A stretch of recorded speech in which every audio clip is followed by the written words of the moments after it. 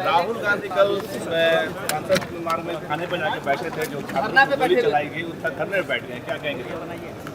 देखिए, धरना प्रदर्शन ये करना लोकतंत्र में संविधान आपको इसकी इजाज़त देता है, पर ऐसे में आप एक विषय को बाकी विषयों की तरफ से ध्यान भटकाने के लिए जब आप इस्तेमाल करते हैं, स्वाभाविक है जिस तरीके से वंदे मातरम को लेकर कांग्रेस का शीर्ष नेतृत्व आज की तारीख में सवालों से घिरा हुआ है, ऐसे में पुनः इस विषय को, जिस विषय को लेकर आपने संसद चलने नहीं दी, पूरा मॉनसून सत्र आपने वॉश आउट कराने का काम किया, आज एक लंबे समय के बाद फिर उनको वही विषय याद आता है और उस विषय को आधार बनाकर आप उस विषय से भटकाने का प्रयास करते हैं जो देश की बड़ी आबादी की भावनाओं को आहत करने का काम करता है।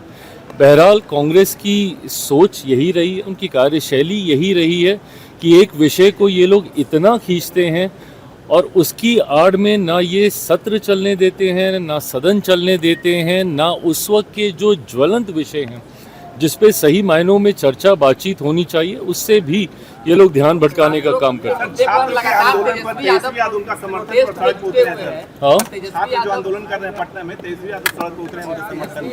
अच्छी बात है, करना चाहिए भाई, आप भी यंग हैं, आपको हर उस विषय की आवाज़ बनना चाहिए जो सही मायनों में हकदार है न्याय पाने का। मैं खुद इस सरकार का हिस्सा होने के बावजूद निरंतरता में प्रयास करता हूं कि अगर कोई आवाज़ अनसुनी रह गई है सरकार से तो वो उनके कान तक पहुंचाने की जिम्मेदारी एक सेतु के माध्यम से पहुंचाने का मैंने भी हमेशा प्रयास किया है। ऐसे में नेता प्रतिपक्ष होने के नाते आपकी जिम्मेदारी और ज़्यादा बढ़ जाती है।